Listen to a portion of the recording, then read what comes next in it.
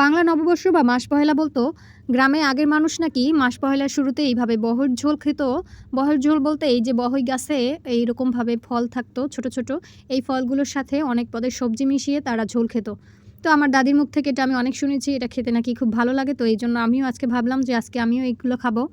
এই বহই ফলের সাথে আরেকটা হলো বনবড়ালি বলে, মানে কচু গাছের মতোই দেখতে অনেকটা, যদিও এটা কাঁটাযুক্ত একটা বনবড়ালি বলে এটাকে। এই কচুকে আমি যদিও কখনো খাইনি। তো আজকে আমরা বনবড়ালি আনার জন্য বাগানের দিকটা গেলাম।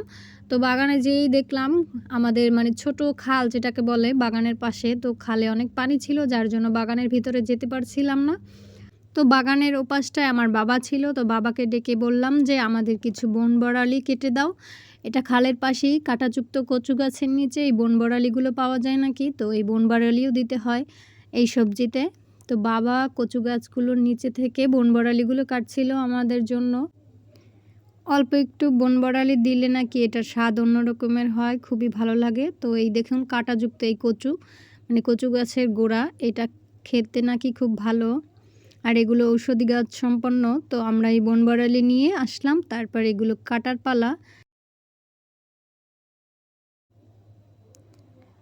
আমি কখনোই এই বনবড়ালি বা এই কাঁটাযুক্ত কচু কখনোই খাইনি। যদি আপনারা কেউ খেয়ে থাকেন কমেন্টে অবশ্যই জানাবেন। তো এই বনবড়ালিগুলো নাকি একদম ওই যে কলা গাছের ভিতরে যে থোড় থাকে তার মতোই কাটতে হয়, তো ওইটা ওইভাবেই কাটলো।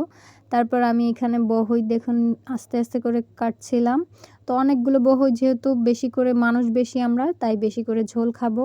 তারপরে এর মধ্যে আমরা আলু কুচিয়ে দিছি, তারপর পেঁপে দিছি, তারপর কিছু শাক, তারপর সবগুলো একসাথে কেটে আমরা ভালোভাবে ধুয়ে নিলাম।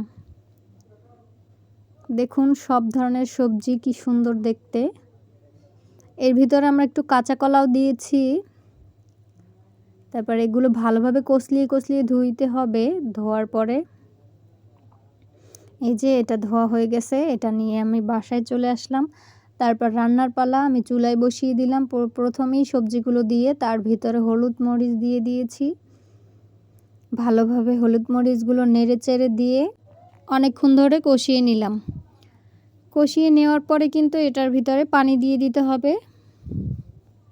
আপনারা চাইলে অন্যভাবেও রান্না করতে পারেন, যদিও এই সবজিটা নাকি এইভাবেই ঝোল ঝোল রান্না করে। তারপর এর মধ্যে পর্যাপ্ত পরিমাণে পানি দিয়ে দিয়েছি, এটা সিদ্ধ হতে যতটুকু পানি লাগে। তারপরে একটা ঢাকনা দিয়ে এটা ঢেকে দিয়েছি। অনেকক্ষণ সিদ্ধ হওয়ার পর আমি বারবার নেড়েচেড়ে দেখছিলাম, যে নেড়েচেড়ে দেখার পর দেখলাম এটা প্রায় সিদ্ধ হয়ে গেছে। তারপর অন্য একটা বলের ভিতরে এটা ঢেলে রাখলাম।